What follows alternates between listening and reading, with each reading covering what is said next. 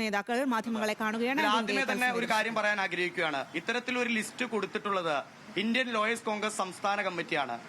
സ്വാഭാവികമായും ഈ പ്ലീഡർ നിയമനവുമായി ബന്ധപ്പെട്ട് ഒരു ലിസ്റ്റ് മുഖ്യമന്ത്രിയും സർക്കാരും പരിഗണിക്കുമ്പോൾ അത് സ്വാഭാവികമായും ഇന്ത്യൻ ലോയേഴ്സിന്റെ ഔദ്യോഗികമായ ലിസ്റ്റാണ് പാർട്ടിക്ക് പരിഗണിക്കാൻ കഴിയുള്ളൂ.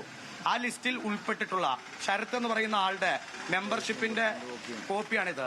2019 മുതൽ ഇന്ത്യൻ ലോയേഴ്സ് കോൺഗ്രസിന്റെ സജീവ പ്രവർത്തകനും മെമ്പർഷിപ്പുമുള്ള ആളാണ് ശരത് എന്ന് പറയുന്ന ആള്. അപ്പോ ഇത്രയും അധികം നാളുകളായി, അതായത് രണ്ടാം പിണറായി സർക്കാരിന്റെ കാലം മുതൽ തന്നെ ഇന്ത്യൻ ലോയേഴ്സ് കോൺഗ്രസിൽ സജീവമായി പ്രവർത്തിക്കുന്ന ഒരാൾ, അത്തരത്തിലുള്ള ഒരാളെ കുറിച്ചാണ് നിരന്തരം ആരോപണം ഉന്നയിക്കുന്നത്. മറ്റൊരു കാര്യം, ഈ പറയുന്ന ആള് തഴക്കര യൂത്ത് കോൺഗ്രസ് മണ്ഡലം കമ്മിറ്റിയിലെ ഭാഗമായി പ്രവർത്തിക്കുകയും കഴിഞ്ഞ യൂത്ത് കോൺഗ്രസ് തെരഞ്ഞെടുപ്പിൽ അന്നത്തെ യൂത്ത് കോൺഗ്രസ് ജില്ലാ പ്രസിഡന്റായി മത്സരിച്ച ടിജിൻ ജോസഫിന് വേണ്ടി ഏകദേശം 150-ലധികം വോട്ടുകൾ ചേർത്തിട്ടുള്ള ഒരു വ്യക്തിയാണ് ഈ പറയുന്ന ശരത് എന്ന് പറയുന്ന ആള്. ഈ ടിജിൻ ജോസഫ് ഇന്നും സജീവ സംഘടനാ പ്രവർത്തനത്തിലുള്ള ഒരാളാണ്. ബ്ലോക്ക് പഞ്ചായത്തിന്റെ ഒക്കെ സാരഥ്യത്തിലുള്ള ഒരാളാണ്. അദ്ദേഹത്തോട് പ്രസിഡന്റാണ്, ബ്ലോക്ക് പഞ്ചായത്ത് പ്രസിഡന്റാണ്. അദ്ദേഹത്തോട് നിങ്ങൾക്ക് വാർത്താമാധ്യമങ്ങൾക്ക് ചോദിച്ചാൽ അറിയാം, അദ്ദേഹം അത് സാക്ഷ്യപ്പെടുത്തിയിട്ടുള്ളതാണ്. മറ്റു പ്രധാനപ്പെട്ട വസ്തുത, KSU നിരന്തരമായി ഇതിൽ ആരോപണം ഉന്നയിക്കുമ്പോൾ ഏറ്റവും പ്രധാനപ്പെട്ട ഒരു വസ്തുത, ഇതൊരു കേസിന്റെ ഡീറ്റെയിൽസ് ആണ്. സിംജോ സാമുവൽ സക്രി എന്ന് പറയുന്ന KSU സംസ്ഥാന ജനറൽ സെക്രട്ടറിക്ക് വേണ്ടി ഈ പറയുന്ന വക്കീല് ഹാജരായിട്ടുള്ള TS ശരത് ഹാജരായിട്ടുള്ള കേസിന്റെ ഡീറ്റെയിൽസ് ആണ്. MG യൂണിവേഴ്സിറ്റിയുമായി ബന്ധപ്പെട്ട് KSUവിന്റെ ഒരു കേസ് വാദിച്ചതുമായി ബന്ധപ്പെട്ടിട്ടുള്ള ഡീറ്റെയിൽസ് ആണ്. ഇതേ വക്കീല് തന്നെ സെനറ്റ് തെരഞ്ഞെടുപ്പുമായി ബന്ധപ്പെട്ട് കേരള യൂണിവേഴ്സിറ്റി തെരഞ്ഞെടുപ്പുമായി ബന്ധപ്പെട്ടും സമാനമായി പോലീസ് പ്രൊട്ടക്ഷന് വേണ്ടി KSUവിന് വേണ്ടി കോടതിയിൽ ഹാജരായിട്ടുണ്ട്. ഇത് എറണാകുളം ജില്ലാ പ്രസിഡന്റാണ് KM കൃഷ്ണലാല്. ഈ ജില്ലയിൽ തന്നെ KSU പ്രവർത്തകർക്ക് വേണ്ടി നിരവധി കേസുകളിൽ ഹാജരായിട്ടുള്ള ഒരാളെയാണ് ഇവർ നിരന്തരം സംഖ്യയാക്കാൻ ശ്രമിക്കുന്നത്.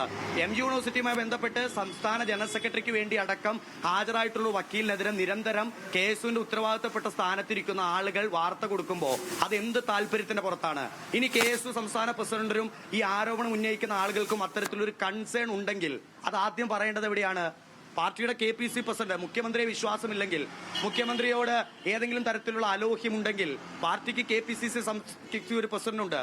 ഇതുവരെയും ഔദ്യോഗികമായി KPCCക്കോ മുഖ്യമന്ത്രിക്കോ ഒരു പരാതി നൽകാൻ തയ്യാറായില്ല. ഇപ്പൊ കൂടിക്കാഴ്ചയ്ക്ക് സമയം ചോദിച്ചു എന്ന തരത്തിൽ വലിയ വാർത്തയുണ്ട്. ഒരു വിഷയത്തിൽ എപ്പോഴാണ് കൂടിക്കാഴ്ച നടത്തേണ്ടത്? ഡസൻ കണക്കിന് മീഡിയ ബൈറ്റുകൾ നൽകി നിരവധിയായ ആക്ഷേപങ്ങൾ സമൂഹത്തിലും പൊതുസമൂഹത്തിലും ഉന്നയിച്ച് ഏറ്റവും ഒടുവിൽ കേരളത്തിന്റെ മുഖ്യമന്ത്രി തന്നെ ഇതിൽ ഞാൻ പരിഗണിക്കാൻ കാരണം ലോയേഴ്സ് കോൺഗ്രസിന്റെ സംസ്ഥാന കമ്മിറ്റി തന്ന ലിസ്റ്റ് പ്രകാരമാണെന്ന് ആവർത്തിച്ച് പറയുമ്പോൾ മാത്രമാണ് സംസ്ഥാന പ്രസിഡന്റ് കൂടിക്കാഴ്ചയ്ക്ക് സമയം ചോദിക്കുന്നത്. അപ്പോൾ പ്രശ്ന പരിഹാരമല്ല ചില ആളുകളുടെ ലക്ഷ്യം. മനഃപൂർവ്വം ഗവൺമെന്റിനെയും സർക്കാരിനെയും കരിവാരിത്തേക്കുക. കൂടിക്കാഴ്ചയ്ക്ക് ആദ്യത്തിൽ തന്നെ അവസരമുണ്ടായിരുന്നല്ലോ. ഇന്നത്തെ കേരളത്തിന്റെ മുഖ്യമന്ത്രി ഏത് സമയവും ആരെയും കാണാൻ തയ്യാറായി മുഖ്യമന്ത്രിയുടെ ഓഫീസിലും വസതിയിലും സമയം അനുവദിക്കുന്ന ഒരാളാണ്. ഇന്നലെ നമ്മളെല്ലാം കണ്ടു ഒരു പൊതുപരിപാടി, തേവര കോളേജിൽ നടക്കുന്ന ഒരു പൊതുപരിപാടി. ആ പൊതുപരിപാടിയിൽ മുഴുവൻ മീഡിയയും സാക്ഷി നിർത്തിക്കൊണ്ടാണ് KSU സംസ്ഥാന പ്രസിഡന്റ് മുഖ്യമന്ത്രിയുടെ അടുത്ത് ഇത്തരം ഒരു ഗൗരവതരമായ വിഷയം സംസാരിക്കാൻ പോകുന്നത്. അങ്ങനെയാണ് ഇത്തരം ഗൗരവ സ്വഭാവമുള്ള പാർട്ടിക്കകത്ത് ഇന്ത്യയുമായി ചർച്ച ചെയ്യേണ്ട ഒരു വിഷയം KSUവിന്റെ സംസ്ഥാന പ്രസിഡന്റ് സംസാരിക്കേണ്ടത് മുഴുവൻ മാധ്യമങ്ങളെയും ചേർത്ത് നിർത്തിയാണോ മുഖ്യമന്ത്രി എടുത്ത് സംസാരിക്കാൻ പോകേണ്ടത്? അപ്പോൾ ഇത് ചില അജണ്ടകളുടെ ഭാഗമായിട്ടാണ്. ചില മോഹഭംഗങ്ങൾ ഉണ്ടായതിന്റെ പേരിൽ, ചില മോഹഭംഗങ്ങളിൽ നിന്ന് ഉടലെടുക്കുന്ന ചില വൈരാഗ്യത്തിന്റെ പേരിൽ മുഖ്യമന്ത്രിയെ മനഃപൂർവ്വം കരിവാരിത്തേക്കുക. കഴിഞ്ഞ കാലങ്ങളിൽ സംഘപരിവാർ ബന്ധമുണ്ടായിരുന്ന, സംഘപരിവാറിന്റെ ഉത്തരവാദിത്തപ്പെട്ട സ്ഥാനത്തിരുന്ന എത്രയോ പേർ ഈ തെരഞ്ഞെടുപ്പിൽ മത്സരിച്ചു. CPM ആയിരുന്ന എത്രയോ പേർ മത്സരിച്ചു. അവരെ ആരെങ്കിലും ഇരിക്കരുതെയും ഏതെങ്കിലും തരത്തിലുള്ള പ്രതിഷേധം നമ്മൾ കണ്ടോ? ഒരാൾ കഴിഞ്ഞ കാലങ്ങളിൽ സംഘപരിവാർ ആയിരുന്നെങ്കിൽ അയാൾ ജനാധിപത്യ മതേതര ചേരിയിലേക്ക് വരുമ്പോൾ അവരെ ചേർത്ത് നിർത്തുകയും അവരെ സംരക്ഷിക്കുകയും ചെയ്യേണ്ടത് ഇന്ത്യൻ നാഷണൽ കോൺഗ്രസ് പോലുള്ള മഹത്തായ പ്രസ്ഥാനത്തിന്റെ ഉത്തരവാദിത്തമാണ്. അങ്ങനെയാണെങ്കിൽ മാത്രമാണ് സന്ദീപ് വാര്യരെ പോലുള്ള കൂടുതൽ ആളുകൾ ഈ പാർട്ടിയിലേക്ക് വരികയുള്ളൂ. എല്ലാ കാലവും കോൺഗ്രസ് ആയിരിക്കുന്നവർ കോൺഗ്രസും, BJP ആയിരിക്കുന്നവർ BJPയും, CPM ആയിരിക്കുന്നവർ CPM ആയിരുന്നാൽ മതിയോ? കോൺഗ്രസിലേക്ക് പുതിയ പുതിയ ആളുകൾ കടന്നു വരുന്നുണ്ട്. പ്രതിപക്ഷത്ത് കോൺഗ്രസ് ഇരുന്ന കാലയളവിൽ 2019 മുതൽ ലോയേഴ്സ് കോൺഗ്രസിന്റെ സജീവ പ്രവർത്തകനാണ്. ഇനി മറ്റൊരു പ്രധാനപ്പെട്ട കാര്യം എന്താണ്? ഇത്തരത്തിലുള്ള ഒരു ആക്ഷേപം ഉയർന്നു.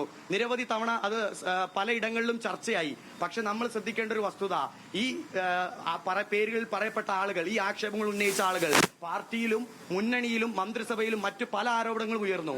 ചില മന്ത്രിമാരുടെ പേഴ്സണൽ സ്റ്റാഫ് നിയമനവുമായി ബന്ധപ്പെട്ട്, ചില മന്ത്രിമാരുടെ ഡ്രൈവർ നിയമനവുമായി ബന്ധപ്പെട്ട് അങ്ങനെ പലതരത്തിലുള്ള ആക്ഷേപങ്ങൾ ഉയർന്നപ്പോഴും അവിടെയൊന്നും KSU പ്രവർത്തകരുടെ വികാരത്തെയോ പാർട്ടിയുടെ വികാരത്തെയോ ഇതിനു വേണ്ടി സംസാരിക്കാത്ത ആളുകൾ ഗവൺമെന്റ് ലീഡർ നിയമനത്തിൽ മാത്രം ഈ ആശങ്ക ഉന്നയിക്കുന്നത് എന്തുകൊണ്ടാണ്? അതാണ് മുഖ്യമന്ത്രിയെയും മന്ത്രിസഭയെയും ടാർഗറ്റ് ചെയ്തുകൊണ്ട് ഈ മന്ത്രിസഭയുടെ ശോഭ കെടുത്തുന്നതിന് വേണ്ടിയിട്ട് ബോധപൂർവം ചില ആളുകൾ ശ്രമിക്കുകയാണ്. ഇനി ലോയേഴ്സ് കോൺഗ്രസ് കൊടുത്ത ലിസ്റ്റ് ഇതാണ് മുഖ്യമന്ത്രി പറഞ്ഞത്. ഈ ലിസ്റ്റ് പ്രകാരമാണ് ഇത്തരത്തിലുള്ള നിയമനം നടന്നിട്ടുള്ളത്. ഈ നിയമനങ്ങളിൽ സ്വാഭാവികമായും പലതരത്തിലുള്ള ചർച്ചകൾ സ്വാഭാവികമായും നടന്നിട്ടുണ്ടാകും. പല ആളുകളും റെക്കമെൻഡ് ചെയ്തിട്ടുണ്ടാകും. പല നേതാക്കളുടെ ഭാഗത്തും റെക്കമെൻഡേഷൻ വന്നിട്ടുണ്ടാകും. അത്തരത്തിലുള്ള റെക്കമെൻഡേഷന്റെ ഭാഗമായിട്ടായിരിക്കും ഇത്തരത്തിലുള്ള ആളുകൾക്ക് നിയമനം കിട്ടിയത്. പക്ഷെ ആ നിയമനങ്ങളിലെ ആശങ്ക പാർട്ടി വേദിയിൽ പറയാനും കൃത്യമായി ഫോളോ അപ്പ് ചെയ്യാനും സാഹചര്യങ്ങൾ ഉണ്ടായിരിക്കെ സമൂഹ മാധ്യമങ്ങളിലൂടെ നിരന്തരമായി ഇത്തരം ആക്ഷേപങ്ങൾ ഉന്നയിക്കുന്നത് KSU പോലുള്ള വിശാലമായ ഒരു ജനാധിപത്യ മതേതര പ്രസ്ഥാനത്തിന് ചേർന്നല്ല. ആരെയും സംഘി ചാപ്പ കുത്തി മാറ്റി നിർത്തുന്നതല്ല KSUവിന്റെ രാഷ്ട്രീയം. ഞങ്ങളിലില്ല ഹൈന്ദവ രക്തം, ഞങ്ങളിലില്ല ക്രൈസ്തവ രക്തം, ഞങ്ങളിലില്ല ഇസ്ലാം രക്തം, ഞങ്ങളിലുള്ളത് മാനവ രക്തം എന്ന മുദ്രാവാക്യമാണ് KSU വിളിച്ചിട്ടുള്ളത്. അപ്പോ നിരന്തരമായി ഇത്തരത്തിൽ ഒരാളെ സംഘപരിവാർ ചാപ്പ കുത്തുമ്പോൾ ഞാൻ ഈ പറഞ്ഞു, ആലപ്പുഴയിലെ യൂത്ത് കോൺഗ്രസിന്റെ മെമ്പർഷിപ്പ് ക്യാമ്പയിനിൽ പങ്കെടുത്ത ആൾ KSU സംസ്ഥാന ജനറൽ സെക്രട്ടറി സിംജോ സാമുവൽ സക്രിയയ്ക്ക് വേണ്ടി കോടതിയിൽ ഹാജരായ ആൾ, കേരള യൂണിവേഴ്സിറ്റി സെനറ്റ് തെരഞ്ഞെടുപ്പുമായി ബന്ധപ്പെട്ട് പോലീസ് പ്രൊട്ടക്ഷന് വേണ്ടി കോടതിയിൽ ഹാജരായ ആൾ, എറണാകുളത്തെ KSUവിന്റെ കേസുകൾക്ക് വേണ്ടി കോടതിയിൽ ഹാജരായ ആൾ, ഇത്തരം ഒരാൾ പെട്ടെന്നൊരു ദിവസം പ്ലീഡർ നിയമനം വരുമ്പോൾ മാത്രം എന്തുകൊണ്ട് സംഘപരിവാറായി മാറുന്നു എന്ന ചോദ്യം വളരെ പ്രസക്തമാണ്. ഒരു കാര്യം, ഇപ്പം ഇത്ര വലിയ തുറന്നു പറച്ചിൽ എന്ന് പറയുന്നത് നിങ്ങൾ വ്യക്തമാക്കുന്ന ഞങ്ങളിപ്പോ ഇത്തരത്തിൽ പ്രതികരിക്കാൻ കാരണം ഇത് KSUവിന്റെ ജില്ലാ പ്രസിഡന്റാണ്. എന്റെ ചുറ്റും നിൽക്കുന്ന KSUവിന്റെ സംസ്ഥാന ജനറൽ സെക്രട്ടറിമാരും ഉത്തരവാദിത്തപ്പെട്ട പോസ്റ്റിലിരിക്കുന്ന ആളുകളുമാണ്. പ്രിയപ്പെട്ട അൻസിൽ ജലീൽ ആലപ്പുഴയിൽ നിന്നുള്ള സംസ്ഥാന ഭാരവാഹിയാണ്. അപ്പോൾ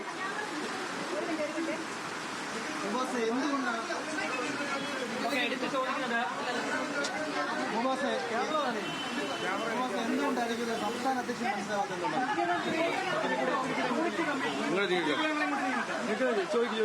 ലോക്കോളജി യൂണിറ്റ് കമ്മിറ്റി വിമർശനം ഉന്നയിക്കുന്നു.